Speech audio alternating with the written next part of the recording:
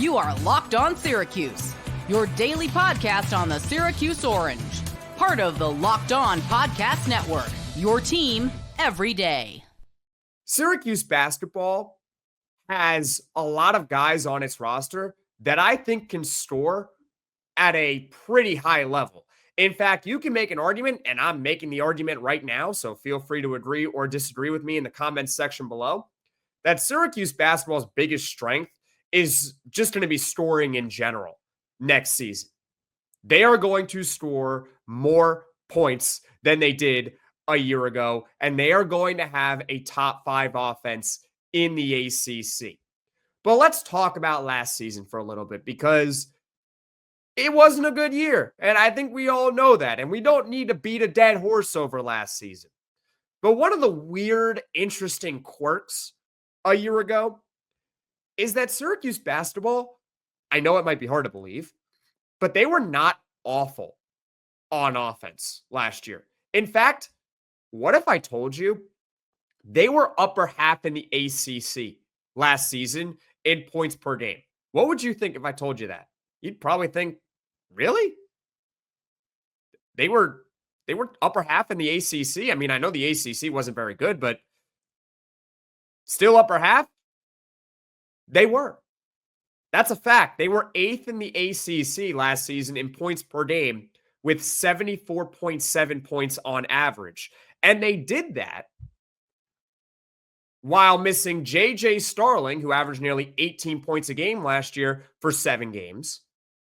And they were missing Donnie Freeman, who was their second leading scorer, by the way, for 19 games. And yet Syracuse still finished with the 8th best offense in the ACC a year ago. On top of that, Syracuse was not that far off from being a top 5 offense in the conference. They averaged, again, 74.7 points a game. That was 1.4 points shy of Clemson, who had a top 5 offense in the ACC. They were number 5, to be exact. Now, think about this upcoming season, right?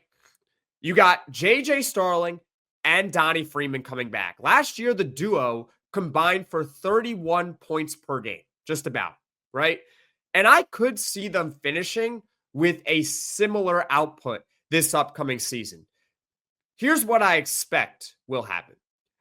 I don't think that J.J. Starling is going to be able to replicate 17.8 points per game like he did a year ago, because a year ago, he shot 16 shots a game, which was by far and away the most on the team. I think we broke it down either earlier this week or last week that nobody else on the team even averaged 10 shots per game.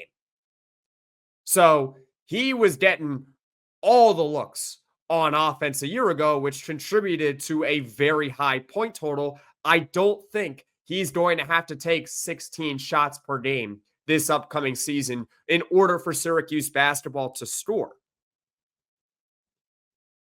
I do think his efficiency will go up, but then I don't necessarily think that his efficiency going up combined with his shots going down is going to all of a sudden equate to him averaging 17 points a game next season. I think realistically for Starling, I'm expecting about 15 points per game. And I'm not sitting here saying like, oh, he's going to regress. I'm just saying he doesn't need to shoot 16 shots a game next season. He just doesn't. However, I do think that Donnie's total is going to go up because he averaged over 13 points per game last year, and he did it on less than 10 shots per game. I could very easily see him next season averaging 12 shots per game, so that's 2 more on average, and all of a sudden he's averaging 15 points. That's what it is right there, because Donnie shot about at a 50% efficiency. It actually was a little bit higher than that. So if you give him 2 more shots, you got to figure that he'll make 1 more, which means he'll go from 13 points a game to 15 points per game. Sounds simple enough, right? So overall, I think that they're going to combine for about 30 points per game on average, that duo. Then you look at the additions of Naithan George and Nate Kingz from the transfer portal, and I just want to talk about their story.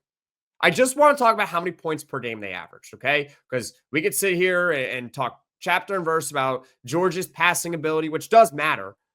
right? It matters because he could help set up players and put them in a better position to score, right? That'll help the offense. And Nate Kingz and his ability to shoot the three ball. But let's just look at their points per game from a year ago. Nate George, 12.3 points per game.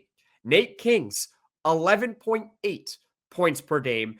And they didn't put up those numbers at universities like Hofstra and Delaware and Georgia State a year ago. Nate George is coming from Georgia Tech, which is in the ACC, and Nate Kingz is coming from Oregon State, a very reputable school from the WCC, right? And by the way, again, it doesn't really matter what school a player is coming from. What really matters is their ability and the system and whether or not it works at the next level. But for those that care about that stuff, about what school a player is coming from in the portal, well, hey, Nate George is a high major transfer, and Nate Kingz, while technically not a high major transfer, is coming from Oregon State. So you can maybe feel pretty good with that. So with Starling, Donnie, Nate George, and Nate Kingz, that's 4 players who could average 10 points per game at least next season. I think the highest odds is JJ Starling, and the lowest odds is probably Nate Kingz. And the last time that Syracuse basketball had 4 players that averaged 10 points per game, you got to go back to 2022. So that's Buddy Boeheim, Cole Swider, Joe Girard, Jimmy Boeheim, and Jesse Edwards. Now, unfortunately for that team, they went under 500 because just because you got a lot of players that can score doesn't mean that you're going to win a lot of basketball games. We saw that in 2022. But even beyond just the 4 players that I mentioned earlier on in the podcast, right? You got to think that Kyan Anthony and Sadiq White can contribute a little bit off the bench as far as scoring. So overall, I think Syracuse basketball could easily have a top 5 scoring offense in the ACC next season. I don't think they're going to have too much trouble putting up points this upcoming year. They didn't really lose anyone that significant in the offseason. They added Naithan George. They got Nate Kingz. So I do think that Syracuse will finish top 5 in the ACC in points per game next season. Scoring is the biggest strength of Syracuse basketball this upcoming year.